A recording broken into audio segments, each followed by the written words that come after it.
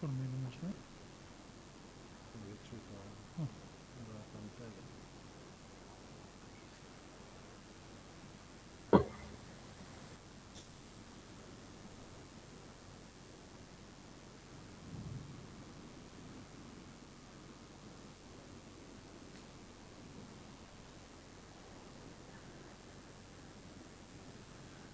Enseguida empezamos, Esteban. Tranquilo.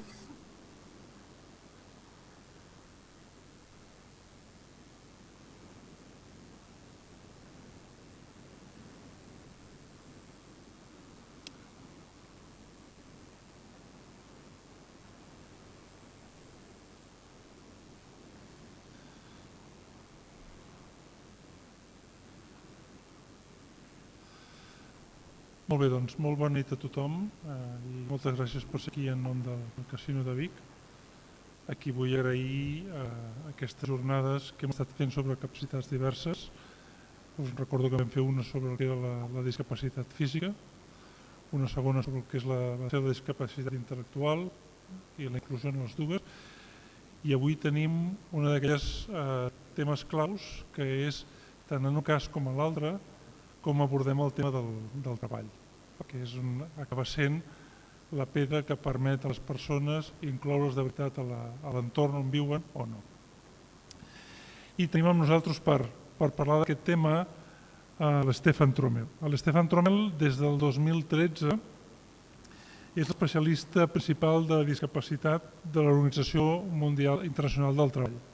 Com sabeu, és la principal entitat que coordina tots els temes de treball a nivell mundial. Abans, del 2012 al 2006, hem fet tot el procés de negociació de la Convenció sobre els drets de les persones amb discapacitat. És a dir, és la persona que ha estat des de l'inici fins que es va aprovar en tot aquest procés, el que li dona també una visió molt global del que ha suposat l'avançament. Abans havia sigut el director del Fòrum Europeu de la Discapacitat i fins al 2013 va ser primer coordinador i després director executiu de l'Aliança Internacional contra la Discapacitat. Com veieu, és una persona que coneix perfectament el tema i que esperem que avui ens pugui donar un cop de mà a veure millor tot el tema del treball. Estefan, muchas gracias por estar aquí, bienvenido y estamos encantados de que estés con nosotros y nos puedas dar un poco de luz de cómo está la situación y hacia dónde tenemos que ir, ¿no? Pero igual empezamos porque te presentes un poquito, nos hagas una introducción y luego ya te vamos preguntando, si te parece. Sí, bueno, muchas gracias por la invitación. Buenas tardes, noches a participantes ahí en VIC. Bueno, como decía Francesc, yo trabajo desde 2013 en la OIT, Organización Internacional del Trabajo, que es dentro de Naciones Unidas la que tiene el mandato digamos, de promover un mercado de trabajo más justo. Solo utilizamos el término trabajo decente, trabajo digno, la verdad que suena mejor en español. Y dentro de la OIT yo coordino un pequeño equipo de discapacidad en el que por un lado promovemos la transversalidad de la discapacidad, digamos, en todo el trabajo de la OIT, con más o menos éxito. Y también tenemos iniciativas específicamente dirigidas a promover a personas con discapacidad. Una de ellas que creo que para el mundo es especialmente relevante, el trabajo que hacemos con el sector privado.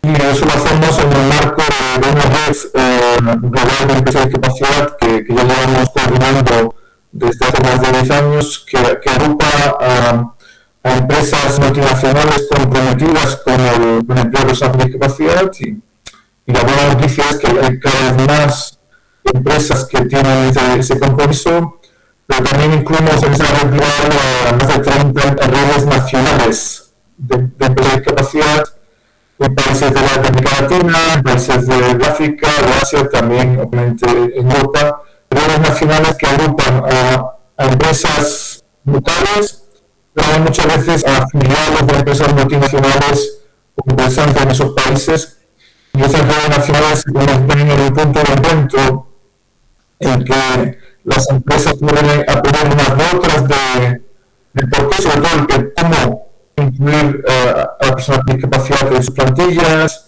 de poder encontrar en sus países una con discapacidad que tengan las competencias que el mercado de trabajo demanda y que las empresas requieren. Les permite averiguar cuáles son los partners locales del sector de la discapacidad o del gobierno que les pueda ayudar a encontrar personas con discapacidad, a hacer auditorías de accesibilidad, etc. Bueno, eso es un poco el que hacemos. Obviamente, los últimos 2 años hemos estado especialmente preocupados y dedicados a intentar analizar y prevenir un impacto negativo de la pandemia en el empleo de personas con discapacidad. Lo que hemos visto es que las empresas que ya tenían un compromiso con las personas con discapacidad en general han mantenido ese compromiso, incluso a veces lo han implementado. Hemos tenido más entradas de empresas en esta red en años anteriores a la pandemia.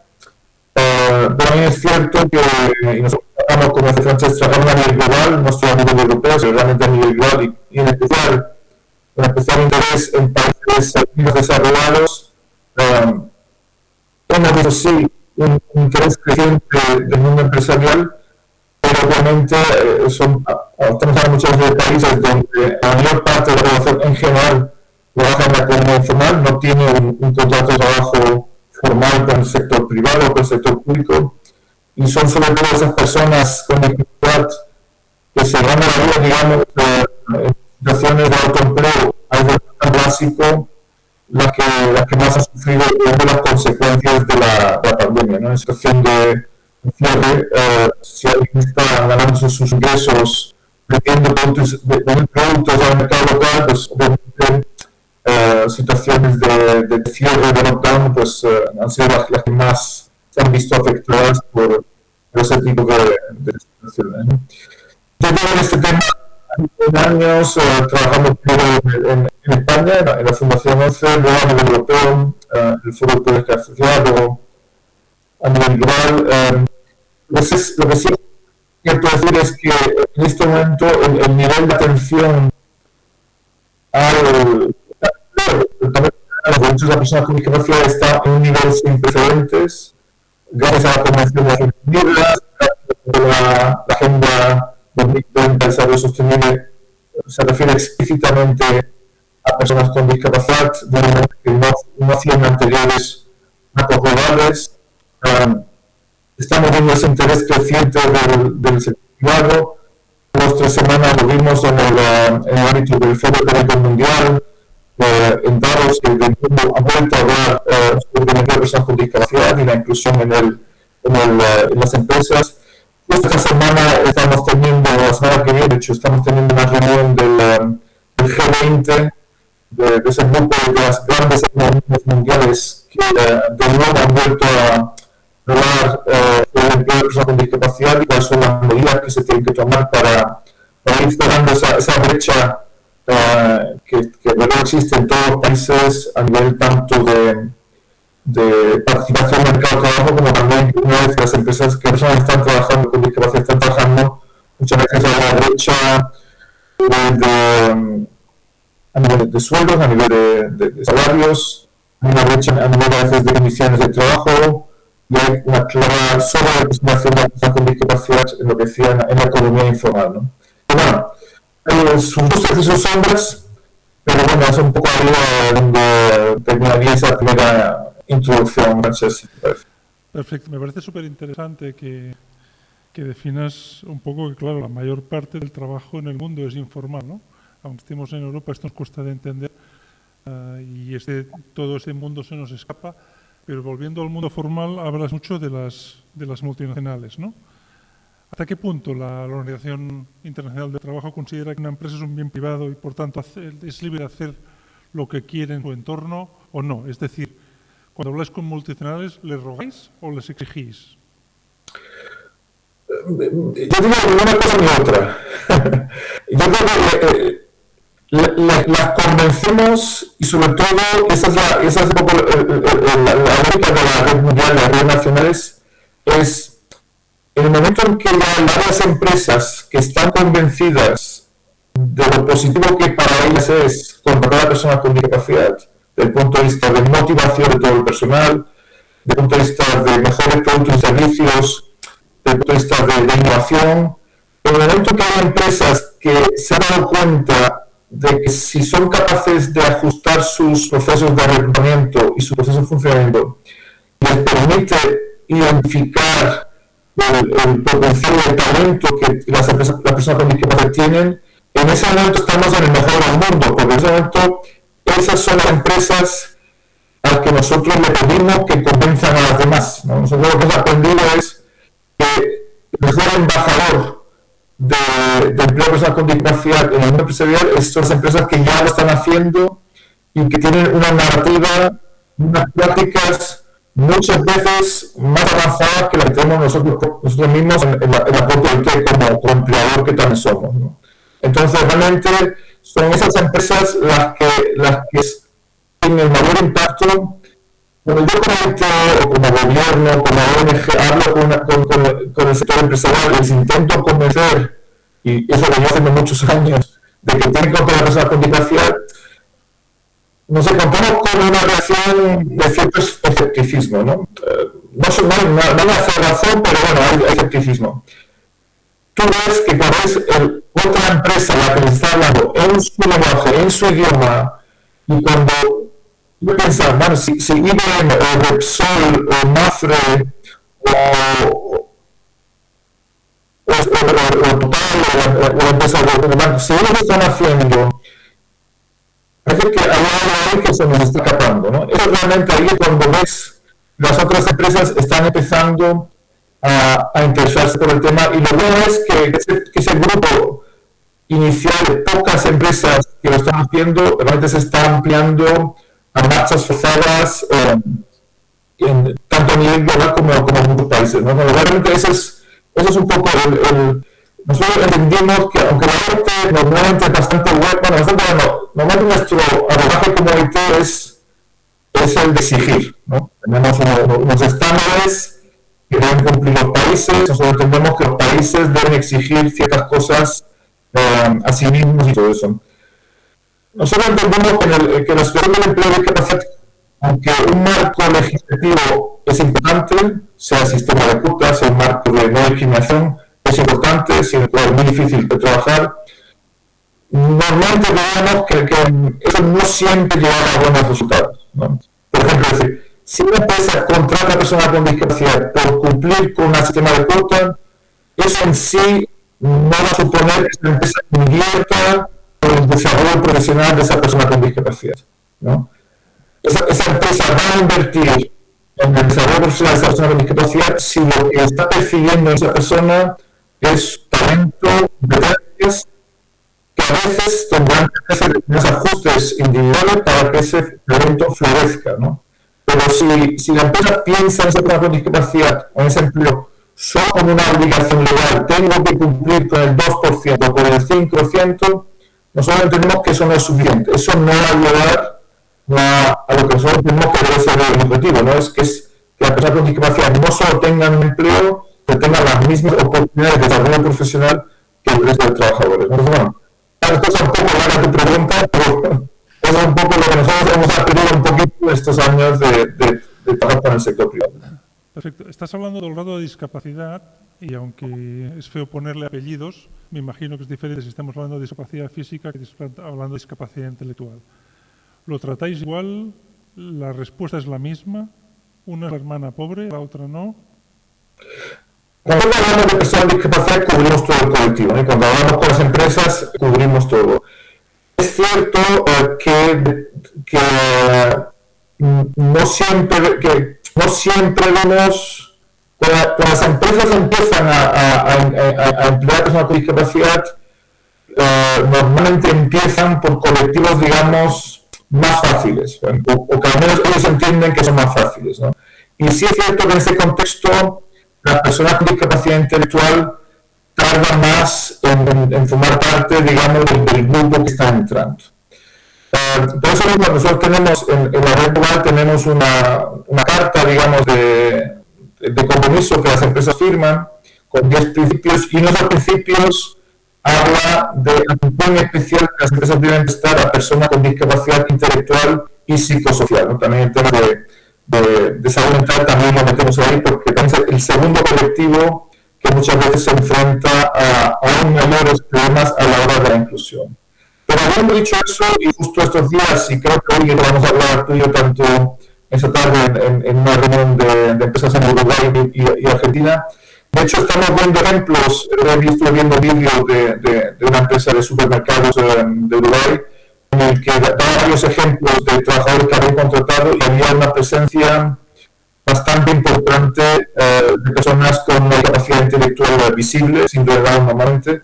Ahora, estamos viendo que sí, que quizá de entrada no son los primeros que entran, porque además entran personas con discapacidad física, visual. Las personas también muchas veces se encuentran con barreras bastante importantes, pero también estamos viendo cada vez un mayor número de personas con discapacidad intelectual que están entrando, sobre todo si también en esos países existe pues el empleo de apoyo, por ejemplo, existe, digamos, un apoyo a la empresa para que a veces la persona con discapacidad intelectual requiere un apoyo distinto o digamos, con más intensidad, menos inicial que una persona con una discapacidad física, donde una vez que se hacen los ajustes arquitectónicos del puesto de trabajo, pues la persona puede funcionar de forma autónoma, mientras que, como sabes, en la persona con discapacidad intelectual muchas veces tiene que haber un aprendizaje inicial en el puesto de trabajo,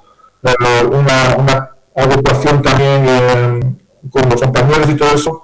Entonces, normalmente nos vemos con ese tipo de apoyos que están disponibles para la empresa, estamos viendo cada vez mayor número de ejemplos que también benefician a personas con discapacidad intelectual. Vemos análisis que hacen aquí entidades del sector y nos dicen que los números que tenemos aquí en Cataluña son bastante malos, ¿no? El porcentaje de personas con discapacidad que no tiene acceso a un trabajo es muy importante. Ayúdanos un poco. Tú que tienes una visión global, dinos qué países está haciendo esto bien, cómo lo hacen, qué porcentajes tienen, ponnos algún ejemplo que nos resulte inspirador de algunos países que tú conoces donde sabes que las cosas están funcionando. Sí, mira, lo que es complicado es utilizar las estadísticas generales para hacer un ranking de países que lo hacen mejor.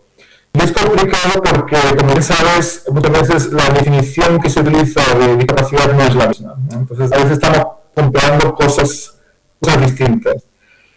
Aquellos países que utilizan una definición más amplia de discapacidad, que a veces hablan de un 20, 25% de su población de una discapacidad, obviamente utilizan una definición más amplia y normalmente incluyen en ese colectivo a personas con una discapacidad menos severa desde el punto de vista de inclusión laboral. Con lo cual, normalmente en esas situaciones las cifras de inclusión son mejores, ¿no? Porque si estamos metiendo en el colectivo a personas con discapacidades a veces invisibles y a veces no tan severas o a veces no tan severas desde el punto de vista de inclusión laboral, ¿no? Con lo cual, la comparación entre países es complicada. Lo que sí es cierto, en todos los países donde hay estadísticas y estos días, de hecho, en lo que estamos mejorando bastante las estadísticas de discapacidad, en todos los países, todos los indicadores que utilizan, siempre hay una brecha importante de personas con y sin discapacidad, ¿no? Hay una brecha a nivel de participación en el mercado laboral, a nivel de desempleo, a nivel de jóvenes que no están ni en el empleo ni en la educación. Hay, como decía antes, una sobrerepresentación en la economía informal.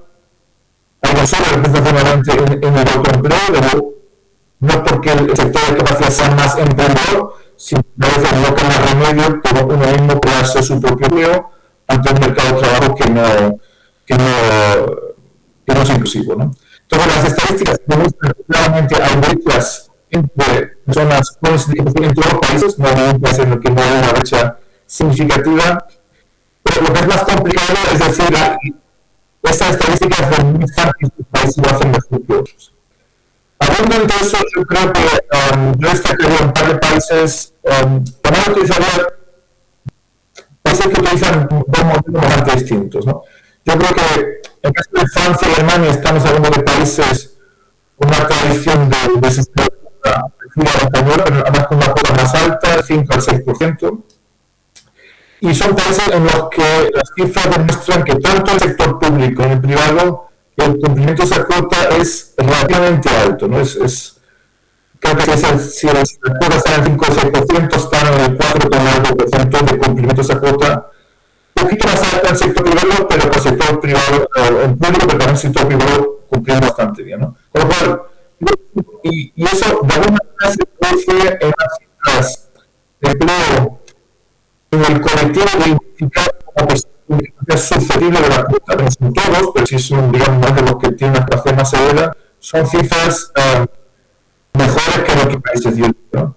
Y otro ejemplo que destacaría sería el Reino Unido. El Reino Unido es el país donde no tiene sistema de cuota, lo tuvo y lo anularon, pero digamos, es el país donde tiene, digamos, el abordaje no discriminatorio más potente y con una colaboración con el sector privado de ya casi 25-30 años que precede mucho al momento en el que en España fuimos capaces de empezar a interesar al sector privado en el tema. Entonces es un país que muchas veces uno escucha hablar del sector privado sobre la inclusión de personas con discapacidad y el lenguaje que utiliza el sector privado en el Reino Unido es un lenguaje muy similar al que utilizaría el propio sector de discapacidad en otros países, ¿no? Mientras que en otros países todavía hay empresas que están empezando a contratar personas con discapacidad, pero todavía cuando oyes el mensaje te chilea un poquito, ¿no? Porque no utilizan siempre la buena tecnología, etcétera, etcétera, ¿no? En un país como el Reino Unido, la penetración de un enfoque basado en derechos, con una legislación de ajuste razonable en el sector privado, me llena siempre de asombro, ¿no? Porque no eso es, digamos, lo que a mí me gustaría ver en otros países ves un número pequeño de empresas empezando a hacer ese curso. En el Reino Unido tienen muchos años trabajando en eso y, digamos, la actitud, digamos, de un abordaje positivo hacia la capacidad y con una buena comprensión de lo que consisten los ajustes razonables, ponen en todo el proceso, digamos, de selección, de desarrollo profesional. Creo que estos países que en este momento europeos, al menos que me da la cabeza que tienen un mayor avance. En países, digamos, de América Latina, creo que el país que lo tiene mejor es Brasil. Brasil tiene un sistema de cuota potente, varía el porcentaje en función del tamaño de la empresa. Esto acompañado de un movimiento de personas con discapacidad muy potente, una formación profesional bastante inclusiva de personas con discapacidad, lo cual, digamos, hay una buena inversión, hay bastantes personas con discapacidad con las competencias que el mercado de trabajo genera, y también tenemos una red brasileña de bastante amplia. Esto, digamos, en América Latina creo que es en este momento el alumno que mejor nos sacaría en ese ámbito, ¿no? Y si pensamos en el Estado español, ¿qué nos falta para parecernos al Reino Unido? ¿Cuáles son las palancas que tú moverías para que en el Estado español, o que deberíamos mover para que en el Estado español tuviéramos una realidad mucho más parecida al Reino Unido? ¿Es solo un tema cultural? ¿Es un tema de formación? ¿Es un tema de concientización? ¿Qué sería? Mira, es una combinación de distintas cosas. Creo que el tema cultural no hay que despreciarlo. Yo creo que es importante conceptualmente que las personas tengan, que las empresas y todo lo que trabajan con las empresas, ¿no? Porque a veces no son las empresas solo las que no utilizan el enfoque bueno, también son las entidades que trabajamos con empresas, a veces no trabajamos los conceptos de la manera más correcta, ¿no? Y yo creo que eso no es un tema menospreciado, ¿no? Que realmente haya un cambio de narrativa, digamos, con el sector privado y con entidades que trabajan en el sector privado. Yo creo que eso no hay que darle su importancia. Pero también vemos, el ejemplo, es un tema bastante más delicado y no sé si lo que vamos a hablar es el empleo protegido, como lo entendemos en España y Cataluña, prácticamente ha desaparecido en el Reino Unido. Ellos tenían, hace 30 años, una gran entidad del sector público, era Portugal, digamos, el propio gobierno, con talleres, digamos, protegidos casi en toda la geografía inglesa, porque lógica hay que crear empleo en todo el territorio, ¿no? Una entidad tenía 10-12 trabajadores, que para lo que es Reino Unido quizás no tan grande, pero bueno, era la gran entidad.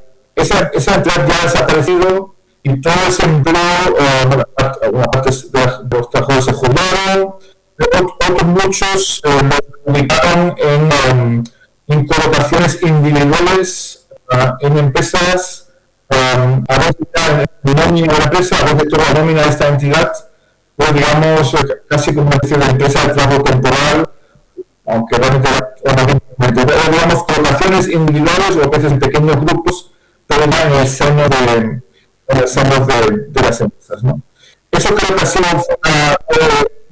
el único país que a mí me consta que ha conseguido realmente mover de un empleo protegido relativamente grande a un empleo mucho más inclusivo desde ese punto de vista, ¿no?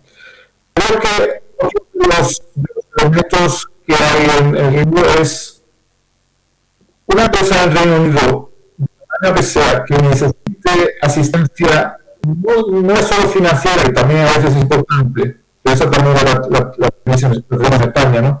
Pero la asistencia técnica, ¿no? A la hora de decir, tengo este puesto de trabajo y esta persona con discapacidad, ¿quién me puede ayudar a buscar la solución más idónea para que esa persona con discapacidad pueda plenamente desempeñar ese puesto de trabajo, ¿no? Y a veces, ¿sabes? No son soluciones muy costosas, pero te cuesta encontrarlas, porque no hay donde acudir para que alguien dé ese tipo de asesoramiento, ¿no? Y si pensamos en la pequeña y media empresa, porque si una empresa grande, como la que tenemos en nuestra red rural, en la red española, si una empresa grande está convencida de que es bueno para ella contratar personas con discapacidad, esa empresa va a tener la capacidad, a veces con algún apoyo externo, al menos inicial, pero va a tener la capacidad, el Departamento de Recursos Humanos, de generar los conocimientos necesarios para poder ir contratando a más personas con discapacidad. Pero una pequeña y buena empresa, no solo hay que convencerla de que es bueno para ella, pero hay que darle, hay que acompañarla mucho más y resolverle, digamos, los trámites administrativos, hay que ayudarla a buscar candidatos que tengan, con discapacidad, que tengan el perfil que esa empresa pueda ofrecer. Y esa también, en casi ningún país del mundo somos capaces, como y esta empresa claramente pública, no hay más si no lo va a hacer, un buen subcontratar el servicio en el sector privado, el sector no educativo, pero al final la responsabilidad tiene que recaer para mí en el sector público, y es el sector público que tiene que financiar ese tipo de servicios, ¿no?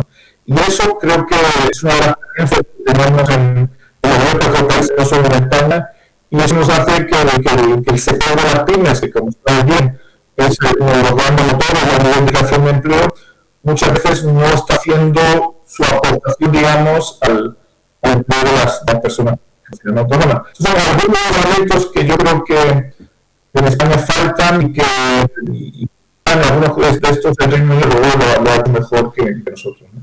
Me parece muy interesante eso que estás diciendo de que había en Reino Unido entidades con trabajo protegido, porque a veces pensamos que el hecho de que las tengamos aquí puede ser el principal inconveniente para tener un trabajo inclusivo, pero nos están dando un ejemplo de un país donde ha hecho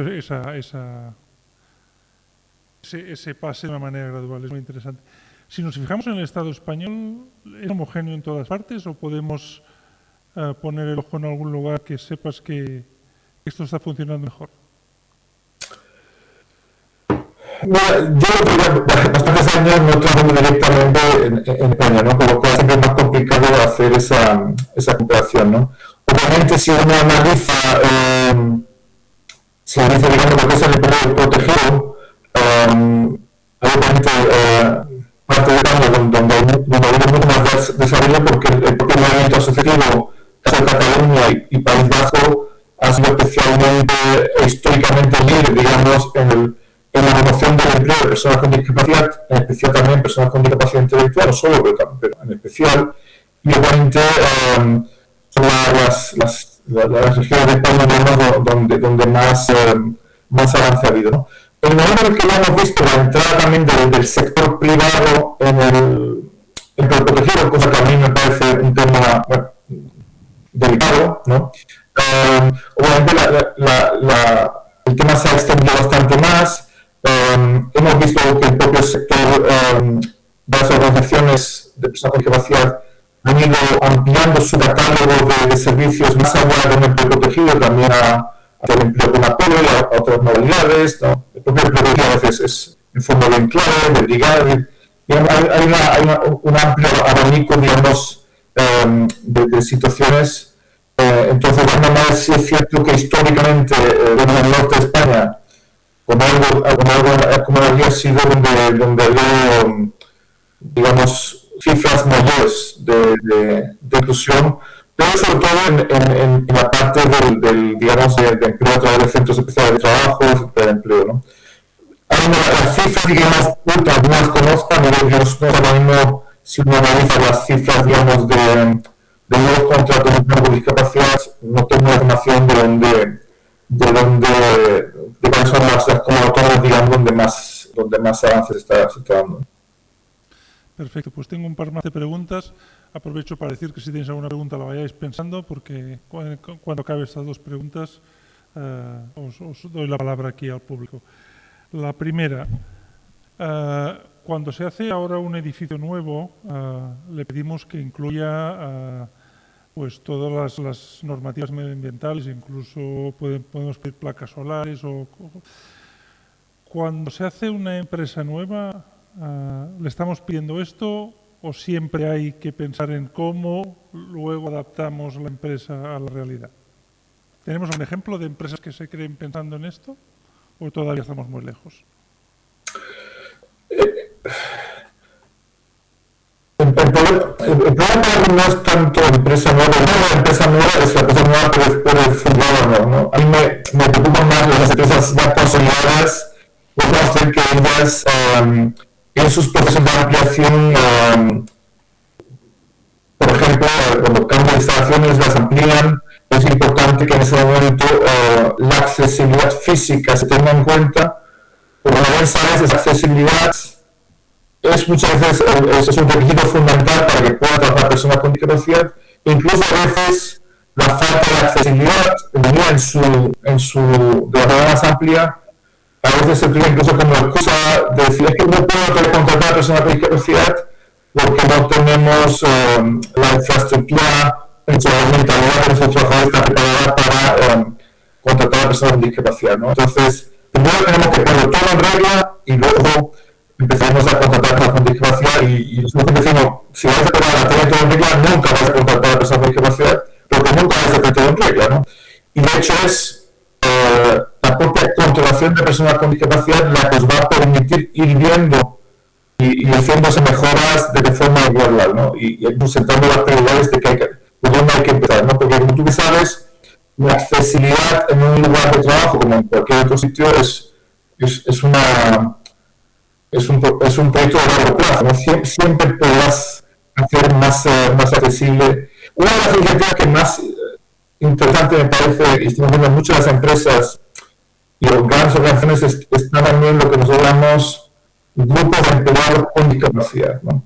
Yo creo que tenemos que también irnos dando cuenta que cada vez hay más empresas y organizaciones que tienen empleados con discapacidad y a veces no se están utilizando de la manera más efectiva a la hora de decir, bueno, sí, tenemos que ir contratando a más personas con discapacidad, pero también tenemos que ir mejorando el funcionamiento interno para que los que ya tenemos contratados puedan desarrollar su carrera profesional.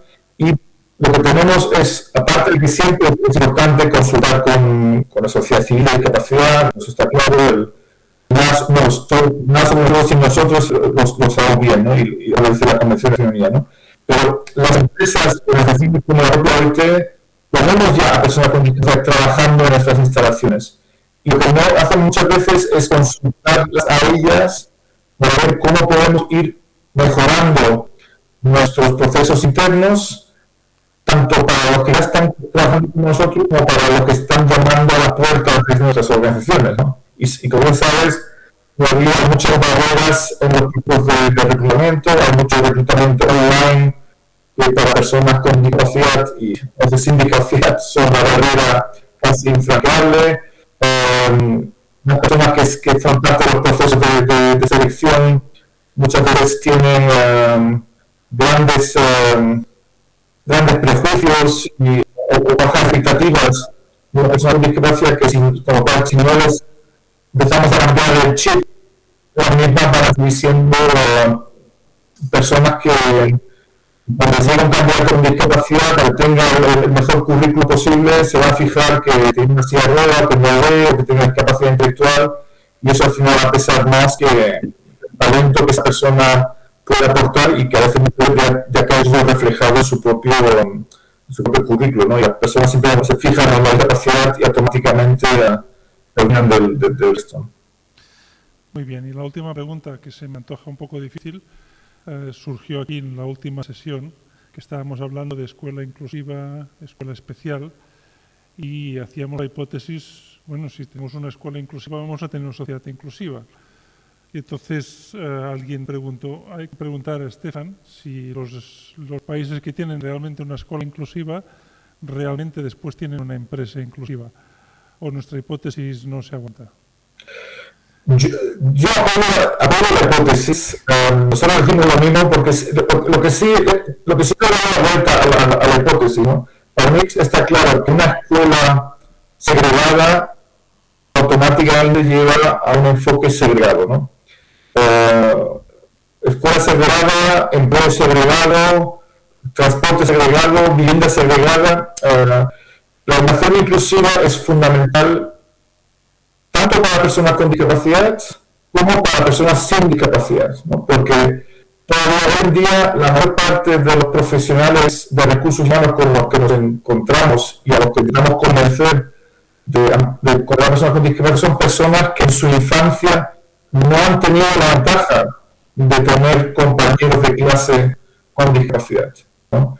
Y tú sabes lo importante que es, porque si yo me encuentro incómodo con la persona interactuando con una persona con discapacidad intelectual, física o que sea, que tú me entiendes convencer de que con otra persona con discapacidad, cuando yo estoy incómodo en la comunicación y en la interacción con ella, es una barrera muy difícil de superar. Por lo cual, para mí, la educación inclusiva es importante, primero porque es mejor educación para personas con discapacidad, cambia las expectativas también de la propia persona y de su familia, porque a veces también ahí también nos encontramos con barreras mentales, pero es muy importante porque cambia el chip del resto de la sociedad, que se da cuenta de que la solución de la inclusión de la persona con discapacidad tiene que ser soluciones generales, ¿no?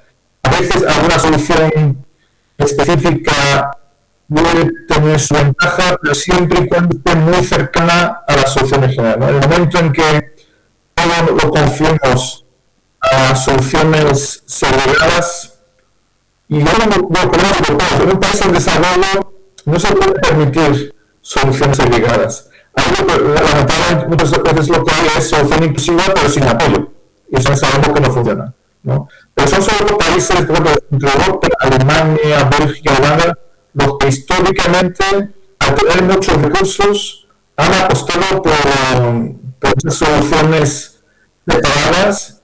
El mensaje a la sociedad es: separemos a la persona con discapacidad del resto de la población, esto en sus necesidades especiales, lo vamos a hacer mucho mejor si le buscamos todas las soluciones separadas del resto de la sociedad. Bueno, yo creo que eso, la Convención de Naciones Unidas, ya antes de ella, nos ha dado claro que esas son soluciones del pasado y no es por ahí donde tenemos que buscar el futuro, ¿no? Y creo que es un poco el gran debate que sigue poniendo pendiente en España a nivel del empleo protegido, por ejemplo, ¿no? Que, como bien sabe, España es de los pocos países donde esa modalidad sigue creciendo. En otros países está estancada, está bajando. Y bueno, es un debate abierto que se está teniendo también a nivel internacional en el ámbito de la Convención de Naciones Unidas. No es un debate fácil, somos ciertos, y yo conozco todas las ventajas e inconvenientes, las ventajas e inconvenientes en ese debate, ¿no? Pero creo que tu pregunta, la hipótesis me parece correcta, sobre todo si la analizo desde su inversa, ¿no? Porque tampoco en este momento podemos decir que los países con educación inclusiva automáticamente su abogado a empleo inclusivo, ¿no? Incluso podemos todavía a veces que en países donde hay una educación inclusiva, seguimos viendo modalidades de formación profesional segregada, ¿no? Y yo digo, bueno, si la educación es inclusiva, la formación profesional, que muchas veces es el paso previo al empleo, también lo tiene que ser, ¿no? Y a veces ahí damos un paso adelante y otro para atrás, ¿no? Y a veces es un impacto negativo, lógicamente, en el final que tiene que ser el empleo inclusivo, ¿no? Muy bien, Esteban, yo te preguntaría más cosas, pero vamos a dar la oportunidad que no sea solo yo el que pregunta cosas. Aquí tenemos preguntas ya, si me gusta que no pasan ni los 10 segundos aquellos incómodos en los que no hay una pregunta. Yo te volveré a hacer la pregunta porque es posible que tú no la oigas bien, Estefan. Vale. Buenas tardes, Estefan. ¿No me oyes? No. Vale, pues te la faig amb tu i... Sí. Bueno, més que tot és a veure si tenen dades o coneixen. És que ara el món laboral està canviant molt i això venen noves ocupacions, no? Per exemple, tot el tema de manipulats, tot això està desapareixent i estan venint. Llavors, bueno, sí que estem parlant de noves tecnologies, de digitalització, de medi ambient, i una mica era si ells coneixien una mica cap a... perquè a vegades costa trobar llocs de treball, nosaltres ens dediquem a les persones amb discapacitat intel·lectual, costa una mica trobar llocs de treball, no? I és una mica en visió de futur. Li pregunto si no l'entenem, ho dius, Estefan, una persona aquí del público nos dice a ver qué tipo de datos tienes. Sabemos que tradicionalmente el trabajo de las personas con discapacidad intelectual es un trabajo de manipulados muchas veces, manipulados sencillos, y estamos entrando en una época de alta tecnificación y alta tecnología y digitalización. ¿Esto está significando una pérdida de empleos para este colectivo o no és esta la realitat que estáis viendo vosotros? ¿Sería eso más o menos? Sí, i una mica si coneix en un futur... Y si en un futuro, ¿a dónde vamos con este tema? No, muy buena pregunta, muy difícil. Vamos a ver, nosotros en el año 2019 hicimos un informe sobre el futuro del trabajo y personas con discapacidad. Y lo decimos justo por eso, ¿no? Porque por un lado, en el ámbito de la OIT estamos celebrando nuestro centenario, hubo 2 o 3 años muy centrados en analizar el futuro del mercado de trabajo para todo el mundo, ¿no? Para todo el mundo, no para personas con discapacidad, fue un poco el motivo de nuestro informe, ¿no? Decimos, en este debate tan importante, tenemos que ver también la perspectiva de las personas con discapacidad.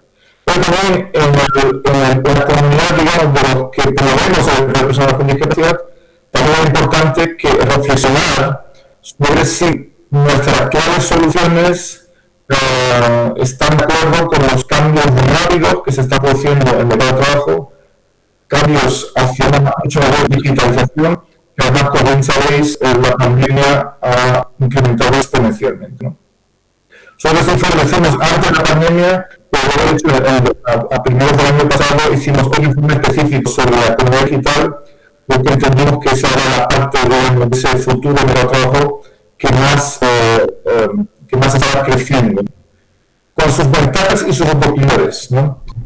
La analizo desde el conjunto de la persona con discapacidad. Hay dos cosas, sobre todo si conseguimos, nosotros estamos trabajando en la tesis, si conseguimos que las personas con discapacidad tengan las competencias digitales que el mercado de trabajo demande. A veces son trabajos puramente digitales, a veces son competencias digitales dentro de un trabajo más genérico, porque sabemos que hay muchos trabajos genéricos, hasta los de carácter manual también tienen su componente digital, ¿no?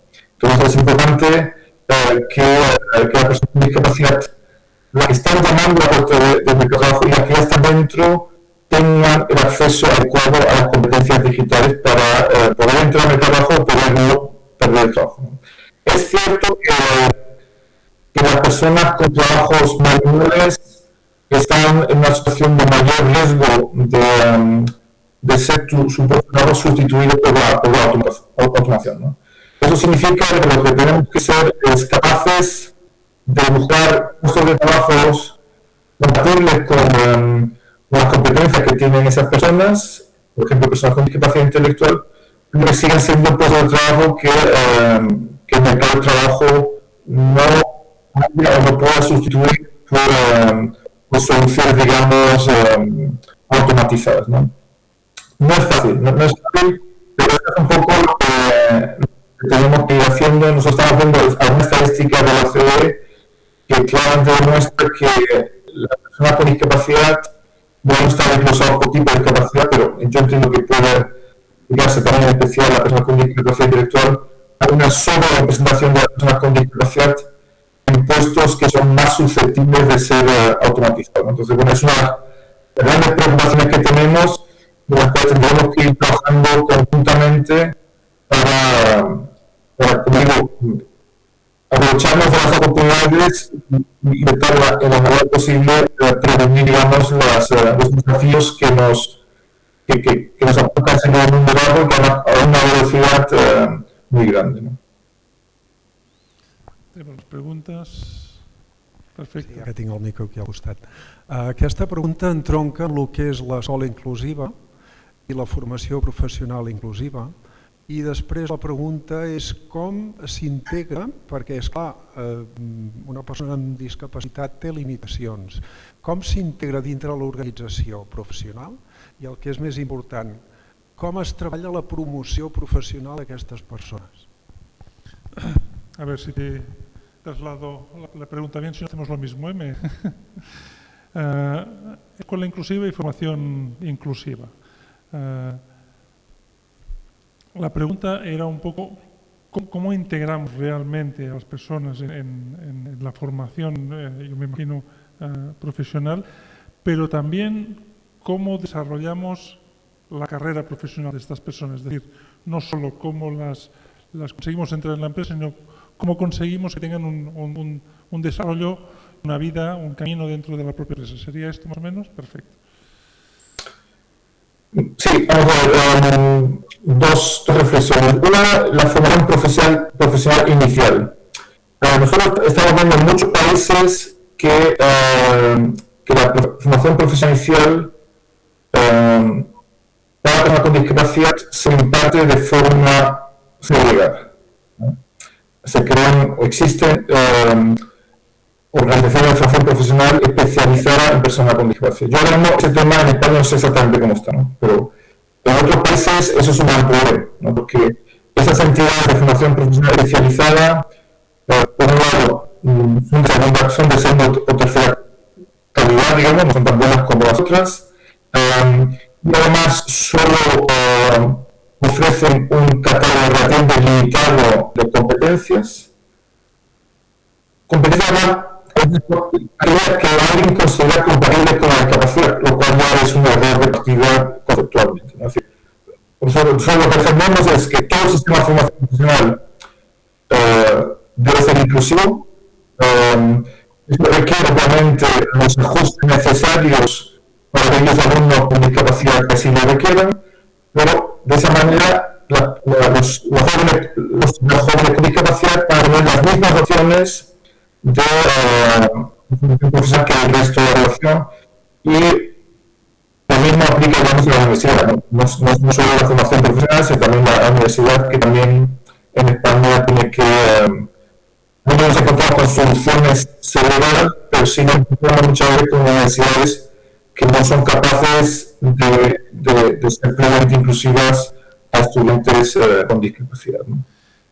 Luego, la parte inicial, la entrada en el mercado de trabajo, tenemos que asegurarnos que las mismas vías que utilicen el resto de la población, es decir, si analizamos cuáles son los caminos de entrada en el mercado de trabajo que utiliza cualquier joven en nuestros países, en España en este caso, tenemos que asegurarnos que todas esas vías de entrada al mercado de trabajo sean inclusivas de jóvenes con discapacidad, ¿no? Es decir, si hay formaciones específicas en competencias digitales, asegurémonos que esas formaciones que acceden los jóvenes sean también plenamente inclusivas de jóvenes con discapacidad. Esa es la entrada al trabajo. Pero la otra parte es clara, es la formación continua. Y la formación continua, que siempre ha sido un reto, obviamente hoy en día es más reto todavía, porque como habéis visto muchas veces, cuando las grandes consultoras hablan de trabajo futuro, dicen la mitad de los puestos de trabajo que van a existir en 10 años hoy no existen, la mitad de los puestos de trabajo que existen hoy en día en 10 años ya no van a existir. Y no es en 10 años o 15 o 20, pero bueno, es decir, estamos hablando de la situación en la que estamos acostumbrados, gente de mi edad, y quizá la tuya, Francesca, que puede también hablar conmigo, pero es mejor. Nosotros, cuando entramos a la formación, tenemos más o menos una carrera profesional más o menos establecida. No sé, la mía como abogado tenía más o menos cierto estado profesional, ¿no? Hoy día los jóvenes están enfrentando al mercado de trabajo en el que probablemente muchas veces en su carrera profesional van a tener que ir cambiando un poco el ritmo, adquiriendo nuevas competencias que ni siquiera ya sabemos cuáles son, y eso significa que también todos los esfuerzos de formación continua que hace el sector privado para sus trabajadores, también que hace el propio sector público, todos esos esfuerzos también tienen que ser plenamente inclusivos de las personas con discapacidad, ¿no? Y yo creo que tenemos un reto grande como sociedad de ir tomando a todos los trabajadores en las demandas de ese nuevo mercado de trabajo, y es un poco de cristal, pero también tenemos que asegurarnos que dentro de ese proceso no se queden atrás determinados colectivos, y como bien sabéis, el colectivo de personas con discapacidad, y en especial personas intelectuales, siempre están en mayor riesgo que otros de quedarse atrás de eso. Esto no lo he preguntado, pero te lo añado yo. Cuando hablamos de formación profesional inclusiva, ¿qué país o qué realidad te viene a la cabeza así rápido para que podamos iluminarnos, inspirarnos y buscar modelos? Comentábamos el ejemplo de Brasil. En Brasil, claramente su sistema de formación profesional es inclusivo de personas con discapacidad. Habrá que hablar con los compañeros de Brasil para ver si el sistema profesional en general es bueno para todos, ¿no? Pero eso ya es un problema más mayor, ¿no? Es decir, yo creo que en España, y estos días lo hablamos con personas que han ido a la Conferencia Internacional de Trabajo, en España todavía tenemos una formación profesional que tiene un cierto estigma negativo, ¿no? Comparado con la formación universitaria. Yo creo que en Suiza la formación profesional es una salida muy digna para cualquier joven. No todo el mundo se tiene que ir a la universidad. Es gente que da formación profesional, es formación profesional dual, que compatibiliza la formación teórica con la formación en prácticas en las empresas, con lo cual es una salida muy digna para cualquier joven. Además tiene luego posibilidad de enganchar con formación técnica a nivel de universidad, ¿no? Yo creo que en España tenemos todavía grandes retos con la formación profesional en general, para todos, pero con lo cual tenemos que resolver ese problema más general de la formación profesional, pero en el momento de abordarlo y mejorar el sistema de formación profesional, aprovechar también para asegurarnos que los ajustes razonables que aquellos alumnos con discapacidad requieran estén disponibles, aquellos ajustes a las instalaciones, a la propia manera de impartir las clases, a las prácticas en empresas, todo eso tiene que estar preparado para que las personas con discapacidad que opten por la formación profesional tengan las mismas oportunidades que el resto de alumnos de la formación profesional. Perfecte, Manoli. Ai, Manoli. Dolor. La Manoli és una altra. Si ho he entès bé, em sembla que ha dit que al Regne Unit no existia el treball protegit, era el treball inclusiu, no? Llavors, esclar, en funció de què entenem per discapacitat, ell també ho ha dit, que això a vegades és difícil, també deia que segons quina discapacitat comencem per una física i després hi posem la intel·lectual i després hi posem una mica més de la intel·lectual. Aquelles persones que necessiten uns ajustaments més importants, tant físics com cognitius i no tenen treball protegit, on són? Nos vamos al Reino Unido, Stefan. Cuando hablamos de este proceso que nos contabas tú, desaparición del trabajo protegido y del traspaso a la empresa pública y a la empresa privada, imaginamos que los primeros que pudieron pasar fueron los de discapacidad física, luego los que tenían un poco de discapacidad mental, luego los que tienen un poquito más, pero los que requieren una adaptación muy grande, ¿dónde están en Reino Unido? Mira, no sé si esa asociación es correcta, no tengo información de cómo funciona ese proceso, ¿no?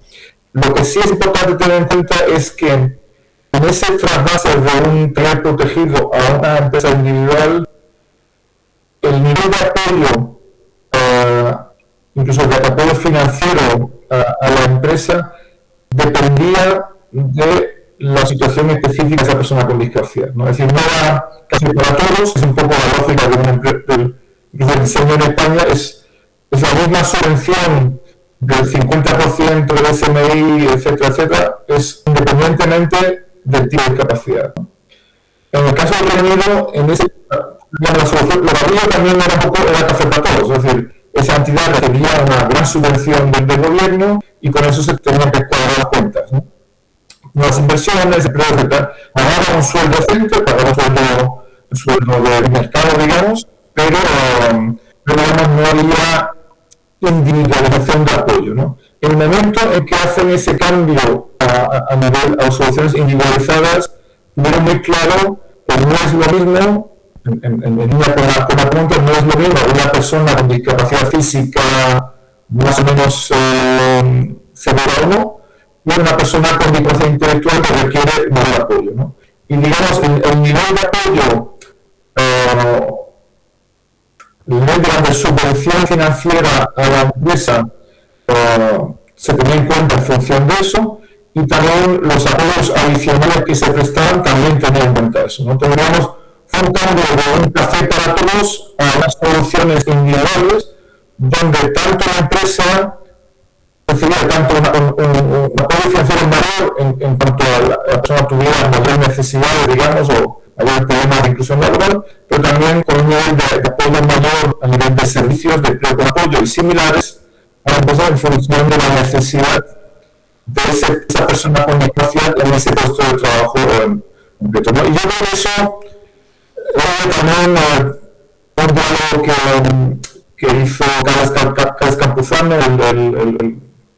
que vosotros todos conocéis bien, y también me preguntó un poco por esa de la maleta, ¿no? De la maleta individual, ¿no? De qué hacer para todos hacia esta persona con discapacidad, pero por su discapacidad tiene ese nivel, digamos, de apoyo financiero para la inclusión laboral, y ese apoyo se le da independientemente si está en una entidad de empleo público o está en una empresa privada, ¿no?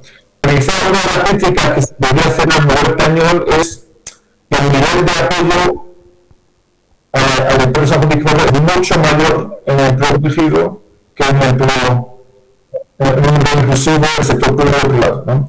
Entonces yo creo que hay algo que se puede hacer, y eso también permitiría un poco al final que también sea la persona la que pueda elegir, ¿no? No diga, ahora mismo como el apoyo que tendría yo en un sector privado está limitado, nunca voy a tener la opción verdadera para dar el salto, ¿no? Pero si yo puedo dar el salto y llevarme al sector privado ese paquete de ayuda financiera, quizá, y también ese nivel de apoyo, digamos, del movimiento asociativo, yo creo que haríamos un trasvase mayor, sobre todo de los más jóvenes, ¿no? También es cierto que siempre decimos que cuando una persona está trabajando en un entorno protegido durante 20 o 25 años, no es fácil convencer a la persona de que salga de ese entorno protegido, tiene sus compañeros, tiene su rutina.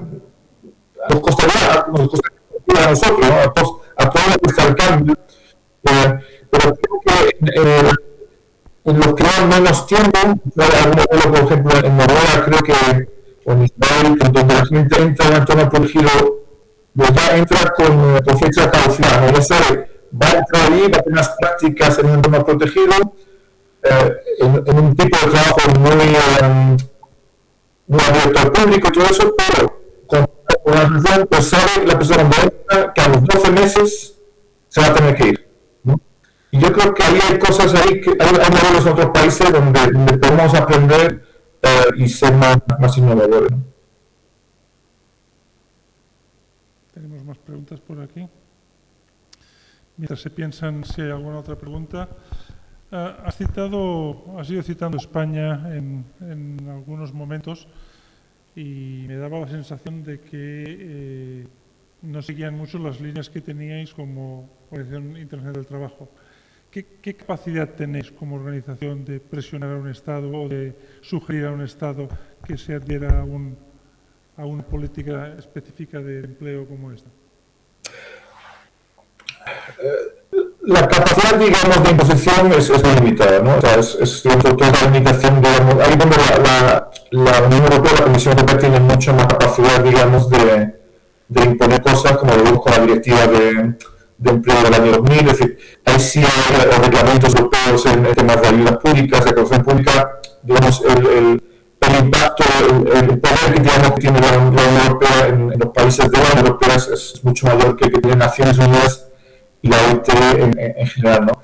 En nuestro ámbito, la Convención de Naciones Unidas tiene su peso, porque hay los estados, incluyendo España, 180 países han ratificado esa convención y se han comprometido a adecuar sus leyes y políticas públicas al contenido de la convención, ¿no? Pero si uno analiza la convención no impone un sistema de cuota, es decir, cuando se negoció el texto de la convención, la convención permite la acción afirmativa, es decir, que permite una cuota, pero bueno, no es obligatorio para un país que firme la convención, ni puede tener la cuota o puede no tener. Sí tiene que tener una legislación clara de la discriminación, eso sí es importante, pero bueno, eso en España lo tenemos, creo que se podría implementar mejor, se podría hacer mejor, pero tenemos normativa también de origen europeo que prohíbe cualquier tipo de discriminación por discapacidad. Por lo cual, de alguna manera, y luego el pueblo protegido, por hablar de ese tema, la convención no habla del mismo, ¿no? Y no es que no se discutiera durante su negociación, ¿no? Lo que pasa es que había posturas a favor y en contra, había personas, el movimiento de personas con discapacidad de otros países, sobre todo, que les hubiera gustado una clara prohibición del empleo protegido, ¿no? Porque entienden que eso es un empleo segregado y ya que hay que prohibir la educación segregada, están en contra de eso. Pero por otro lado, hay personas también del movimiento de personas con discapacidad que decían, bueno, hay muchísima gente, hay cientos de miles de personas en el mundo que siguen trabajando en el empleo protegido. Si lo prohibimos, no va a generar otro empleo inclusivo, eso puede generar desempleo, ¿no? Entonces, bueno, al final no hay mención específica para el empleo protegido, aunque sí la convención dice que es la protección contra discriminación se aplica a cualquier forma de empleo, porque significa que, por ejemplo, modelos de empleo protegido que en algunos países donde se paga por debajo del salario mínimo o no se permiten los derechos sindicales, eso claramente vulnera la convención, ¿no? Pero el modelo de empleo protegido es compatible con la convención. Desde mi punto de vista, el comité que monitorea la implementación de la convención excelente está discutiendo ese tema y hay posturas encontradas en ese momento. No sabemos qué sale ahí, pero bueno, aunque se abunda una recomendación de que el protegido no está bien visto, eso no necesariamente obligaría al Estado español a prescindir, digamos, de la modalidad de protegido, porque bueno, obviamente es una modalidad de empleo que sigue contando con un apoyo muy fuerte del movimiento asociativo, con lo cual yo no veo en este momento porque hay claramente a mejorarlo, hay que poner más en empleo no protegido, digamos, pero yo creo que el abordaje de protegido que hay en España vaya a cambiar en los próximos años, ¿no? Muy bien, Esteban. Pues yo no veo más preguntas por aquí. Yo he aprendido un montón de cosas. Ha sido un placer estar esta hora y pico contigo. Me voy pensando que hay modelos, que tenemos un poco de idea por dónde avanzar, aunque también que es complejo y que, como tú decías, no es fácil porque esto requiere muchas voluntades y quizás un poco de cultura que nos llevará unos años ir adquiriendo entre todos. De verdad que muchísimas gracias por tu disposición, por tus respuestas y por lo que nos ayudas a ver un poco de horizonte. Un abrazo. Muchísimas gracias por la invitación y un abrazo virtual a todos y hasta otra.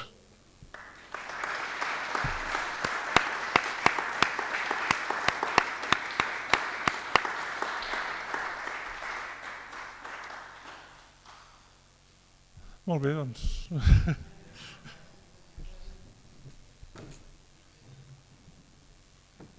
Una conya, no?